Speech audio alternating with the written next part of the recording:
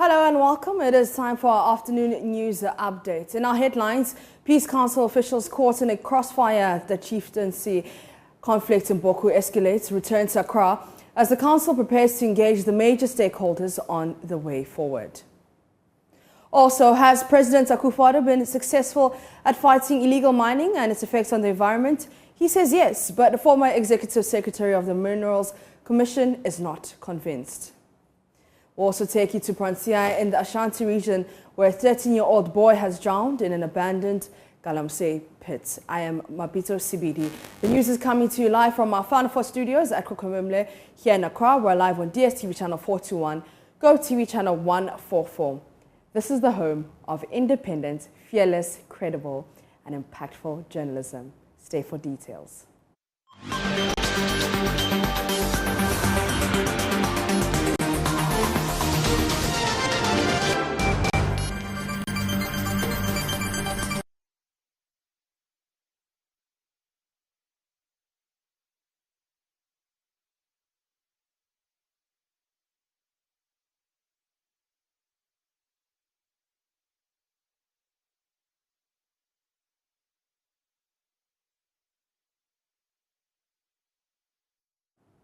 Thank you for staying with us. On the eve of Christmas, as many as 1,264 people in Ghana caught SARS-CoV-2, the virus which causes COVID-19.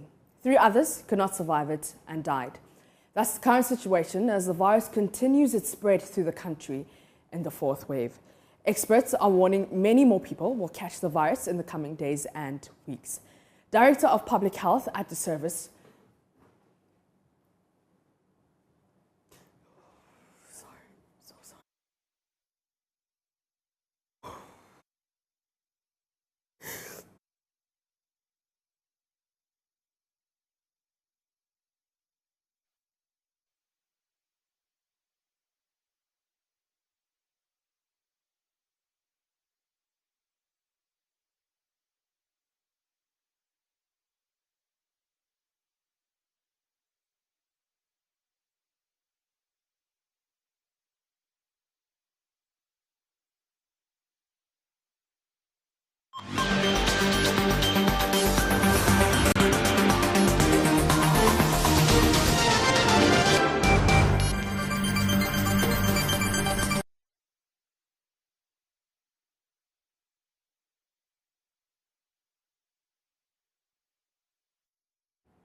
you're still watching Joy News today. Now, Director of Public Health at the service, Dr. Franklin Asedibeku, says the new strain, Omicron, may be driving the current wave. Head of our health desk, Fred Smith, has been studying the charts and figures and gives us a breakdown on the regional situation.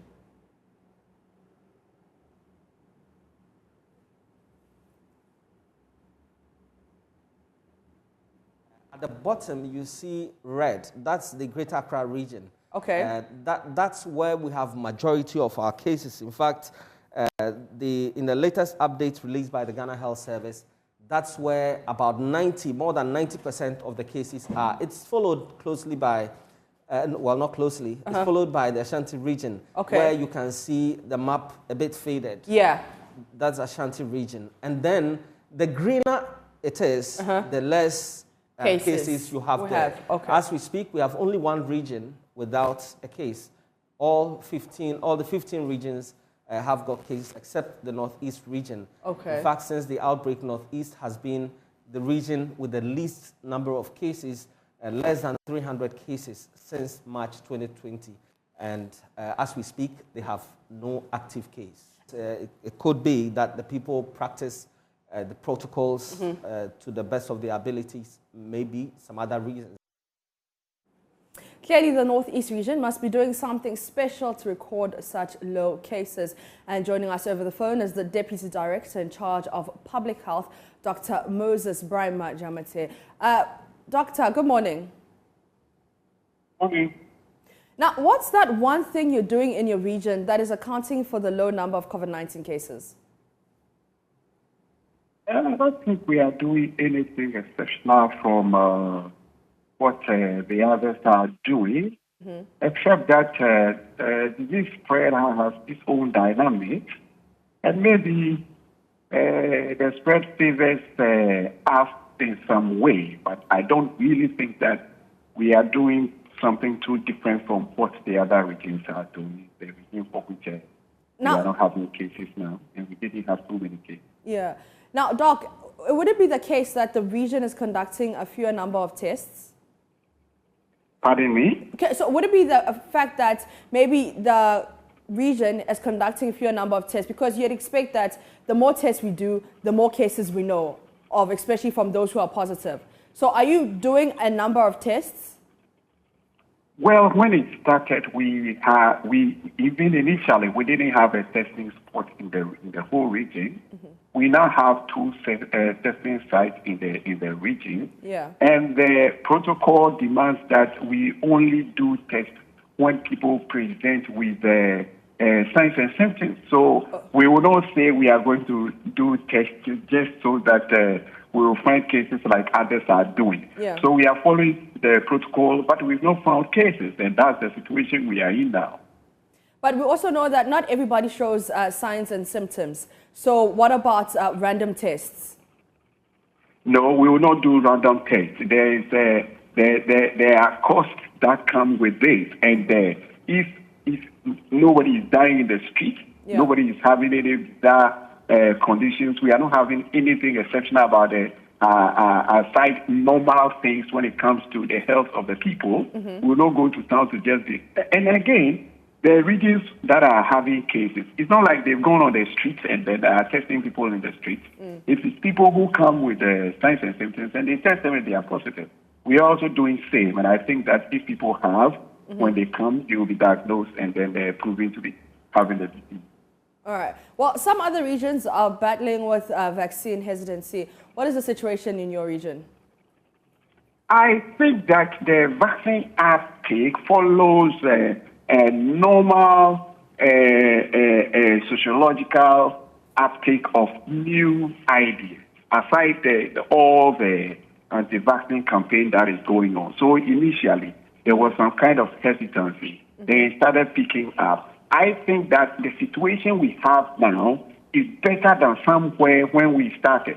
People are now coming for it more than when we started initially, because when we run out of when we get a vaccine and then they are about running out, you have people asking for it. And anytime we had vaccines, there wasn't even a single time that we had even just a vial expiring. Since the outbreak and the start of the vaccination, every consignment of vaccines we took custody of, we gave everything out. And that means that even though there might be some hesitancy, the uptake is still ongoing.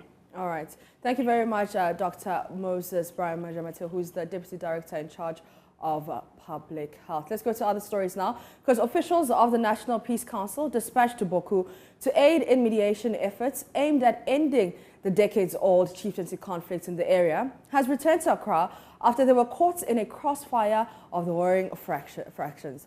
There has been renewed fighting between the fractions, with gunshots reported leading to the loss of lives and destruction of properties. According to Chairman of the National Peace Council, Reverend Dr. Ernest Edujemfi, who signed a statement urging both sides to use non-violent means to address their concerns, the team of mediators will return to continue the work when the situation in the area is normalized.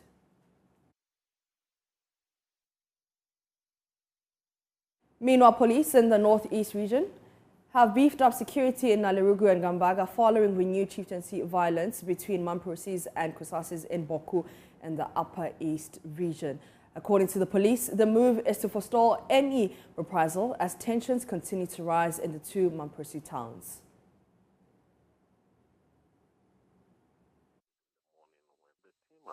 The morning when there was gunshot, and so they could not do the mediating work that they were supposed to do. They went along with some CSOs who partnering with us as far as the work is concerned.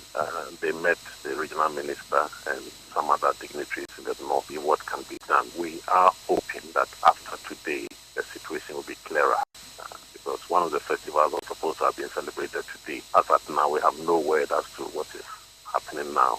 But after today, if the situation remains calm, then the team might go back to see what we can do to help resolve the problems there. Yeah, we had a peace advisory team that is in Boko. Unfortunately, the key person who was leading the team died a few weeks ago, and so that disrupted our operations a little bit. But we hope to get them back together. But whilst we do this, we think that there's a need for a holistic resolution of the problem. And so we'll be getting in touch with the Ministry of Chieftaincy Affairs because it's purely a chieftaincy matter. So once we resolve the situation and there is peace, there's a need to resolve the chieftaincy issue so that this thing will be done once and for all. So we'll be liaising with all those partners to ensure that we bring lasting solution to the problem that is in the area. Elias Itanko is our correspondent, and he has been explaining the link between these communities in the northeast region and the chieftaincy violence in Boku. Well, we understand two gentlemen that died in the violence that started yesterday on Monday. They were natives of Gambaga, and so the Gambaga youth are agitating for the killing of these two young men. And in Nalirgo as well, we understand that some elders at the Overlord Palace were sent to Boko. On their way back, they were arrested.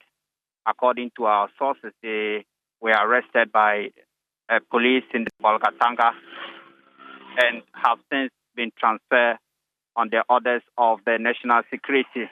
So we understand these two elders of the Nairi are currently with the national security in Accra. And so that has also sparked agitation in the Nalirgo town as well. As I speak to you now, the two towns are very tense.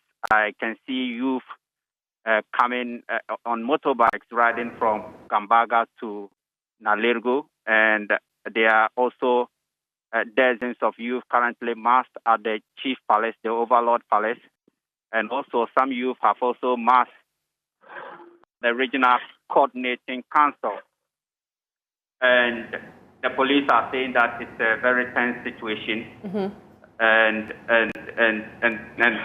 that's exactly what is happening here. As I speak to you now, people are reluctant to come out because yesterday in the night, the youth had earlier besieged the Chief Palace, demanding the release of these two palace elders. And this morning again, they have besieged at the palace, demanding that these palace elders they are threatening mayhem and chaos as well. Yeah. And like I said, the situation is not different in Gambaga as well. The youth there are also very agitated, massing up at the Gambaga Chief Palace and also demanding justice for the two individuals that died in the violence in Boko. Let's go to the Ashanti region now, where a 13-year-old boy has drowned in an abandoned Galamsey pit whilst trying to save his younger brother at Patriansa, close to Konongo in that region. Residents say his death brings to 4 children who have drowned in the over 100 pits abandoned in the area in the past 3 years. Lava FM's Erastus Asaridonko was in the community and now reports. This stagnant pool you see behind me has claimed the life of about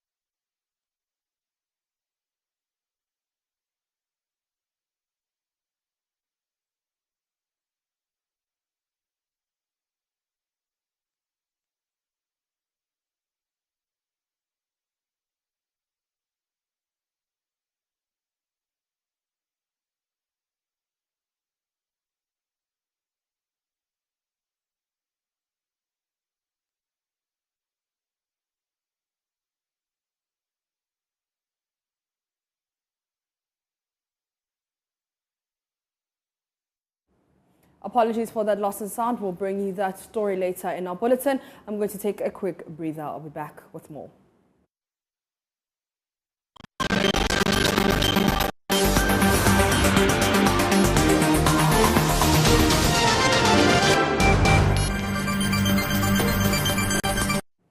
You're still watching Joy News today. Now, uncovered mine pits at unregulated sites have not only caused damage to the environment, but also resulted in a number of accidents and deaths. The pits, which are usually left uncovered by illegal miners, is the reason the government has launched the Land Reclamation Project as part of efforts to mitigate the devastating effect of illegal mining. President Akufo-Addo Monday announced on his personal Twitter handle successes his administration has chalked in the lands and natural resources sector, including the full operationalization of the land reclamation policy and intensification of the ban on illegal mining intensified. But former Chief Executive of the Ghana Chamber of Mines and CEO of the Africa Institute for Extractive Industries, Dr. Tony Obin, is not convinced. No, reclamation is good. It's, the land after mining must be available for other activities. And that is the beauty of mining. If you mine well, you only take the mineral resources in the belly of the earth, and then the land can be rehabilitated for other activities. So that is good. But, there's always the quickness to talk about what you intend to do and what can be done in actuality. So we are waiting to see. And again, it's not like it cannot be done, but it is difficult to do it, but we should start from somewhere. Well, it has started, and 1 year already gone. Do you think we are on track? Are we making some progress? And I think the pace is extremely slow. If we go along this same pace, I'm afraid we won't get anywhere, because we're talking about almost every part in the southern region, the southern part of Ghana, and some part in the northern region, and these are significant devastation. So I think we have started. It's good to start, but I think it's quite slow, very, very slow, and we cannot tout it as a full-blown rehabilitation. The chief of Homa Binsu has called on the government to complete the efforts of his community to drive development by asphalting their roads. Nana Enchiboy Sako II says he spent his meager resources to upgrade the feeder roads to make it motorable. He fears accessing quality healthcare at Siwa Regional Hospital, when completed, will be difficult if the roads are not asphalted. Homa Binase is a farming community in the Bosomchi district of Ashanti region. Roads link from the town to Siwa and Donyina is in deplorable state. The poor roads impact negatively on economic activities in the area. Farmers find it difficult to transport their goods to the city in the rainy season. The dusty road, especially in this season, coupled with potholes, adversely affect motorists and residents. Chief of Homa Binase, Nana Enchiboy Sako II, is appealing to government to complement their efforts. The road was tied from Sewia Junction to Sewia, and that was the end. Then it was also tiled from Mrs. Mansell's Junction to Donyina. So Homa Binase, Tetrifu, Atobiase were all left in the dark.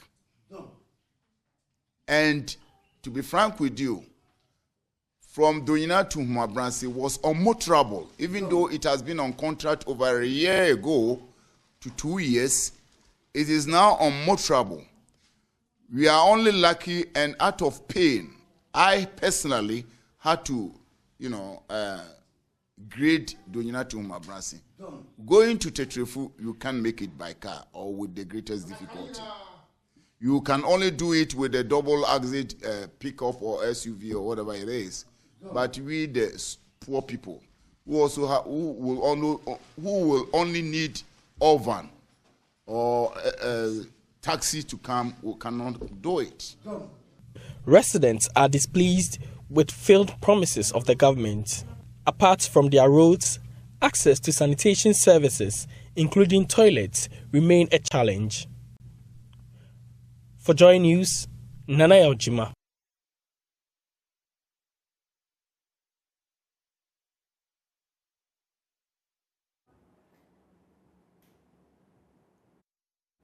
To other stories, a 13-year-old boy has drowned in an abandoned Galamsey pit whilst trying to save his younger brother from drowning.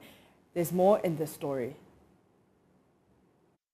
This stagnated pool you see behind me has claimed the lives of about 4 children within the past 3 years. This is as a result of mining that has stopped for over 8 years now.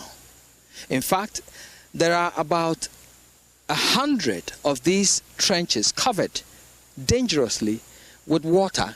The deceased, Emmanuel Abwaje, died trying to save his 9-year-old brother, Yao.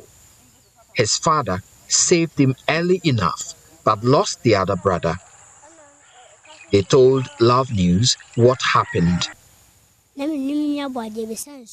My brother, Abwaje, and I came here to fetch water. I tripped and fell into the water. He jumped in to save me, but I learned he drowned.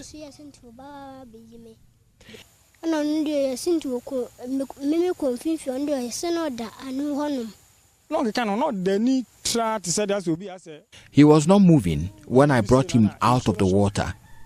After rescuing him, I was told his senior brother, Abwaje, was also in the water. But I couldn't save him because I'm not a good swimmer. He was so weak when he was finally retrieved. I did not have any hope he was alive, though those around were saying he was still alive.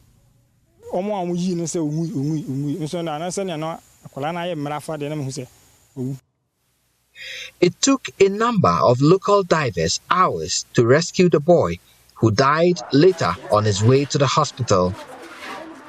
A member of the rescue team, Shadrach Ofori, said the people expected more from the police at Petrensa. I'm very, very unhappy, all because when the incident happened, my brother-in-law went to the police station, at Petrensa police station, as a case. And we were expecting policemen or one of the policemen to come to the site where the incident was going. But from the time it was around 2 o'clock up to 5 o'clock, we did not see any policeman. But the police at Petrensa say the people reported missing children, but they told them to conduct a search for them and report to the police later. The indigents are worried. It was through the Galamsey people who came here looking for gold, and they used that of the excavator, and they dig down, deeply down, and after they got their gold, they're supposed to level everything. They did not.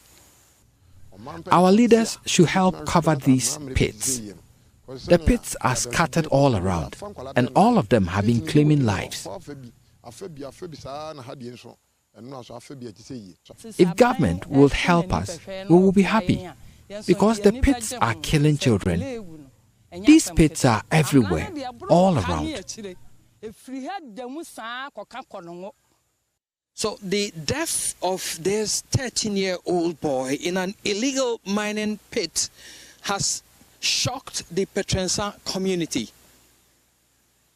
Indeed, they are waiting for a solution, and the solution lies in reclaiming these lands to prevent such needless deaths. Reporting for Joy News, Erastus Asaredonko, Petrensa, Ashanti region. Now let's go to the Western region, where a single mother whose viral video while dancing in a masquerading carnival with her baby strapped to her back has become the poster lady of the famous fancy dressing festival in Takrade. Efwa, a fishmonger at the Sekondi Fishing Harbour and a member of the Ocean City Fancy Club, is the first in a family to join a masquerade club but wants her baby to carry on her legacy. My colleague Justice Baidu went to visit her. And hours before Takrade's fancy dressing carnival starts. I am in New Site, one of the suburbs of the Western Regional Capital. This is called the Tailor Room. It is the place where masquerading clubs pitch camp to sew their costume for the big day. I'm in charge of of the sewing basically. I have to make sure the colors are in, the tailors are being fed, all the money that we are using, I keep records so that then they will know that this is what we spent and all that. So basically, I put things right in the tailoring. With under 24 hours to go before the D-Day, the young men and women who are here doing this work have so far made more than 1,200 fancy dresses. The job is tiring, and at this point, some of them catch some sleep. Before the corona, we spent about 80,000, and this year we spent about 130,000. So basically next year, even with that 130,000, people are still asking for dresses. They're chasing us that I didn't get my dress and I need dress and all that. So if we had more money, we would have come up with more costumes.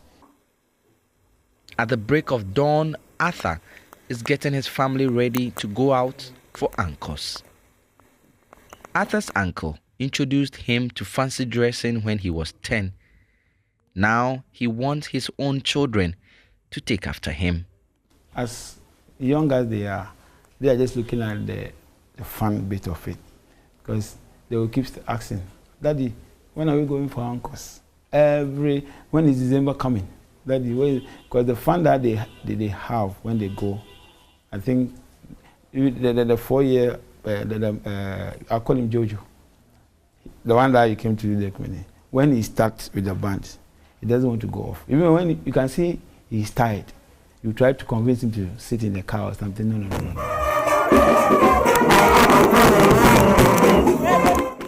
Mami Efua is a member of the Ocean City Fancy Club in Sekondi. A viral video of her in which she was dancing happily with a baby strapped at her back drew thousands of views online. So I looked for her in her Adiambra neighborhood, a suburb of Sekondi.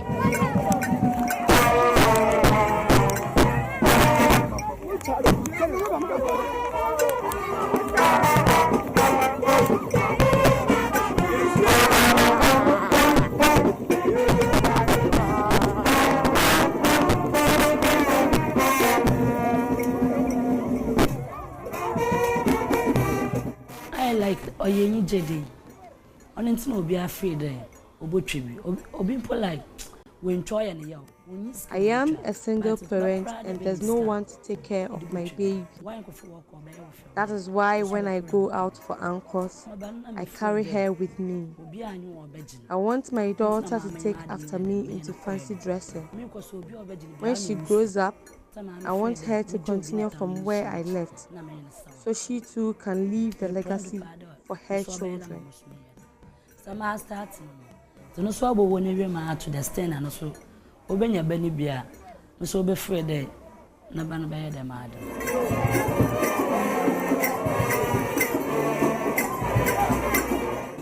Takrade's fancy outings at Christmas is big deal.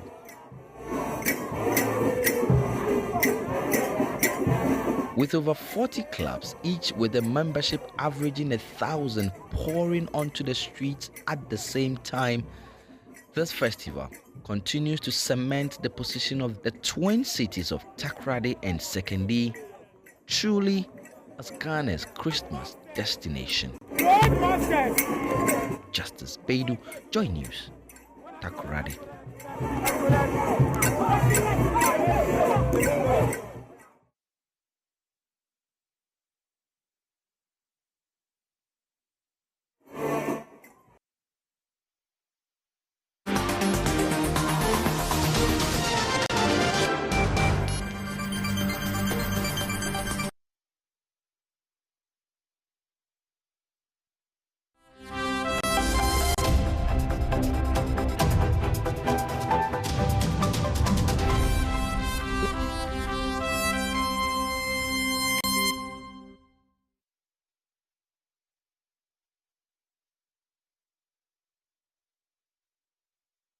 Hello there, you're welcome to Business. I'm Charles Aite. The government will from next year be renovating all art centers in the country as part of an aggressive plan to rake in some revenue from the commercial export of untapped commodity.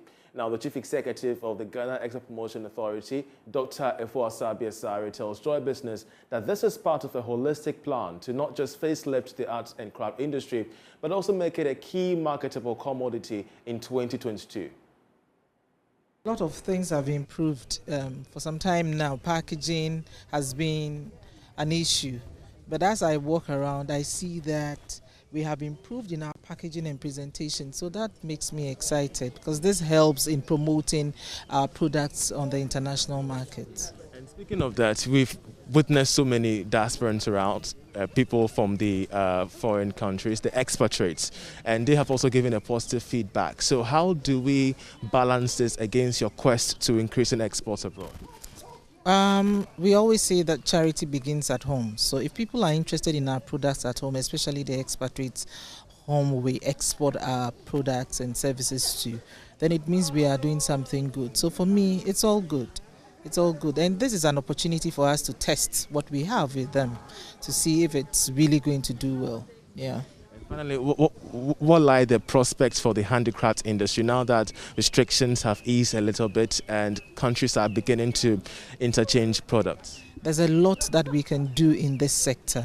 I think that the focus now for GEPA is on art and craft for this year because we haven't done so much with it. We have tried, but it's a huge sector and we need to make a deliberate effort to work on promoting this particular sector of the industry. Yeah. Finally, any word for entrepreneurs within this industry who aim to compete globally? They shouldn't give up. We are doing our best. We are trying to resource all the various art centers dotted around the country, and we are doing this with the Ghana Tourism Authority. So a lot of good is going to come their way, and we are looking at workshops to learn new designs and to do products that actually meet the market needs and not what they think they should be doing as Ghanaians. Sometimes what sells in Ghana doesn't sell out. So there will be programs, there will be seminars and courses to let them understand what the market needs. We'll still stay with the art and craft industry because the CEO of the Ghana Investment Promotion Center, Yofi Grant, is confident of meeting in excess of $3 billion in annual export of non-traditional products from Ghana's untapped art and craft industry. Culture defines our uniqueness, and it's always a major selling point in the hospitality industry. People want to know about what you do, how you live, what you eat. I mean, take America. I bet Michael Jackson has sold America more than America has sold itself. You know, so for us too, it's important that we showcase our culture because people who come in, especially the young from the diaspora who've not been closely tied to the country, want to understand what Ghana is, what their homeland is. But apart from that, it's also great entertainment. I mean, I love cultural dancing, and as soon as I came, you see, I got my camera to show people dancing and take pictures because these are things I don't see every day or normally. And so to have it in one place where somebody can come in here and see all the 16 regions of Ghana expressed somehow is a good thing. I think for me it's a good and sells this country. Recent results that came out from Bloomberg shows that the third quarter Ghana grew by 6.6%, which is a well-beating growth rate. Despite all the problems that we have, we seem to be doing something very right, and we just need to further reinforce that and go with it. Culture is one. Our culture is going. Last year, we saw some amazing things. We saw some of our musicians on the international scene. Our food is also a major selling point. I mean, the biggest Chinese cultural export has been fried rice. We can put kelewele on the world map. We can put jollof on the world map. So for me, those are all commodities that can actually be monetized and add part to a culture. I mean, as we speak, the diaspora almost every year bring in an average of $3 billion. Executive Head of Finance and Operations, Carl Bank PLC, has called on government to put in stringent measures to sustain the gains made in Ghana's financial inclusion campaign and initiatives. Thomas Kwesi Sarpong observes that this is critical in strengthening the financial services sector. We have more in this report. The financial inclusion conversation looks as though it will not go anytime soon. In the wake of the e-levy conversation, many industry players have impressed on government and the necessary authorities to ensure the campaign is sustained. At the sidelines of the Carl Bank PLC Thanksgiving service in Kumasi, Executive Head of Finance and Operations at Carl Bank PLC, Thomas Kwesi Sapong, observed though the banking sector reforms and the cleanup have injected some strength in the banking operations, more needs to be done to strengthen the financial inclusion agenda. For policies, I think that it's not only the central bank, I think it's also to the government to make sure that the financial inclusion that we have all been talking about, there should be policy directions that will bring financial inclusion. I say this because the biggest problem that is facing, in my view, this country is the lending rate, which is also a function of available resources to the banking sector. So if it happens that every Ghanaian has his money at the bank, the banking sector will have so much deposit that they won't have anything to do than to chase people and grant them these loans. And demand and supply will at this point come to play, and therefore the interest rate will go down.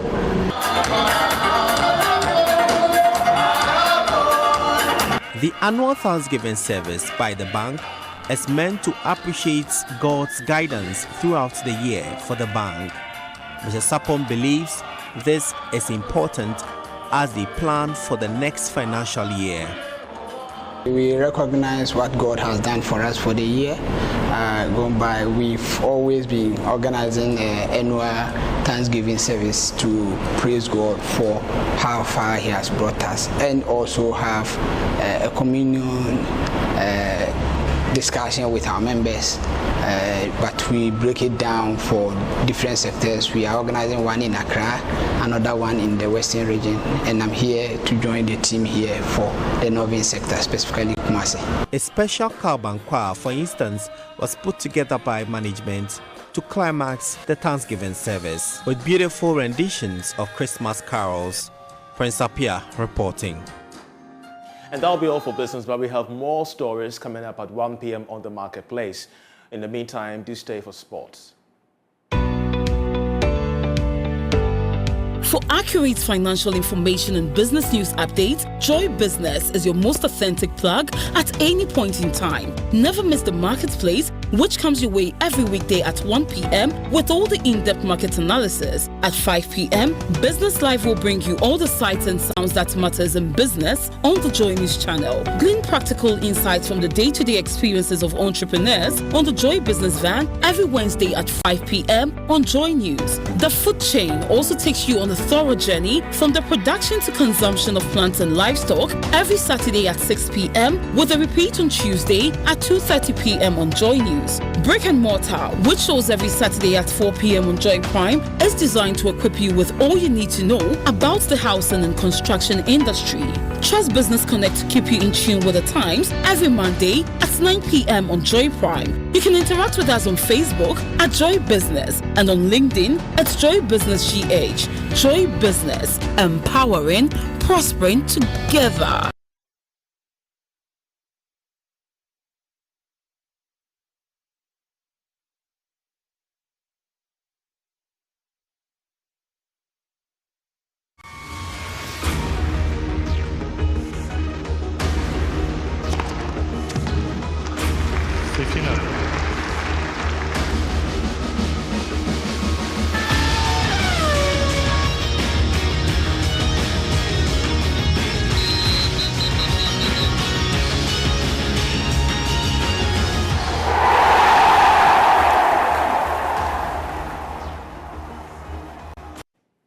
Let's do some sports now on Joy News today with me, Muftao Nabila Abdad, Chief Executive Officer of Atta Legacy. Oliver Atta has told Joy Sports, AS Roma youngster Felix Afenajan is not ready for Black Stars now. According to him, there is a designed program to ensure he is not a 9-day wonder when he's put in the national colors. It's on the calendar. We had the last one in 20.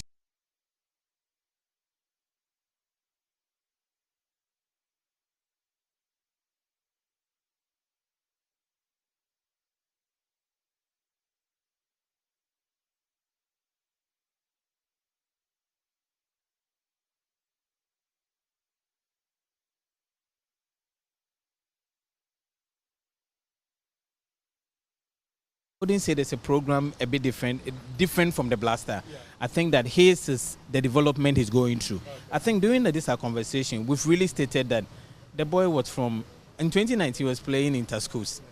In 2020, he was not playing any football, even though he has registered with Euro Africa. Because of COVID, there was no football. So you could see that his last competitive game he played was in Tascos and then to Roma. So from Tascos to Roma, then you should know that there's a lot that this boy has to learn. There's a lot, even being a professional, he needs to learn a lot in that process. So it was at the time that he was going through the processes. Frankly speaking, if he didn't get to the first team and he was still at the Primavera level, that's the under-19, and after 1 year, 1.5 years, and then he gets to first team and Blasters calls him, straight away we are ready. Okay, but he had just been 6 months in the Primavera, and just 3 weeks in the first team. I think that he needs a little more. He needs a little more of the development process. And one important thing that I said was, we need to go through the process where the player will be ready for all of us. The benefit to Arthur Legacy, the player and the national team. We don't want a player to come in and it will be like a one day, he just come in once and that's it. Nobody will hear of him again and he goes down. But I think that if he goes through the development process, he's ready. He gets ready, he's matured, he understands the football now, he understands the professionalism. He understands it very well from Rome. So when he comes to the national team is a big platform. We would say Roma is a big club, but national team is a bigger platform. So he needs to go through the mill from Roma, and then he'll be ready for the national team. When he comes to the national team, there's no turning back. Thomas Partey went through the processes in Atletico. Exactly. Went on different loans, came back. But when he came to the national team, he was ready. And he made an impact. And that's what we want in Afrinajan. We don't want him to come just once. Ghanaians talk about him and that's it. Nobody sees him again. We want him to be ready, come, and he will cement his position in the national team. And Ghana will benefit from it. It means that Black Stars head coach Milovan Rajvat must get a replacement for him in the senior national team for the African Cup of Nations. But let's talk about the President Cup, where chairman of the Ghana League Clubs Association, Kuje Fiano, has revealed that his office is considering Constitutional Day for next year's President Cup, a competition played in honor of the sitting president. Speaking to Joy Sports, he said, though a definite date is yet to be fixed, January 7 is a possibility. It's on the calendar. We had the last one in 2019. Then came COVID. So it's on a calendar. We are also having a challenge with the date. We normally play the President Cup on the 1st of July, which used to be a statutory holiday. But now it is no more a holiday. So we are playing around the dates. If you push it on 6 March, the President will be too busy with the independent anniversaries and may not have time for the President's Cup. We are also thinking of January, the Constitution Day. That is a statutory holiday, but there's no program. Since that is the date that has been set aside for the swearing in of the President-elect, I think that, so we are still playing around with the date. So Kaka is not definite on the date yet? We are not definite, but the President Cup will be played next year. It's the other, we are not definite on the date, but it will be played next year. President of the Ghana Football Association, Kate Okrego, has called on members of the football fraternity to be united to ensure they achieve a common goal, as no one outside the football industry can resolve their differences. It's for all of us. And it's our collective responsibility to push the brand to the levels that will enable corporate Ghana to have the belief in our brand and to invest in our football. Selling the Ghanaian football will take your effort and my effort to make it attractive, not only to government, but to the private sector. The time is now. The time is now for you to be responsible for the agenda to market our own game. The time is now for Wo, we say Wo, Sasu, and the rest to also stand up and sell our football. Our colleagues in the multimedia will say that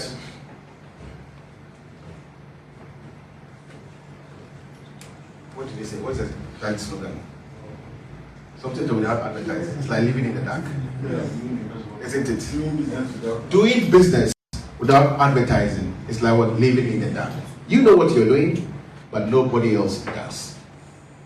The time now soon for all of us to say, once upon a time in our lives, we love our football. Our football can be challenged, but we are the same people who can fix it. You don't need any other person to fix it. And to fix it, you need to play a part. I need to play a part. He needs to play a part, and she needs to play a part. The time is now. That is the president of the Ghana Football Association, Ket Okreko, ending news on Joy News, sports news on Joy News today with me, Muftau Nabila Abda. But you can head on to myjoyonline.com and read some more sports stories. Mapito CBD is standing by with the rest of the stories.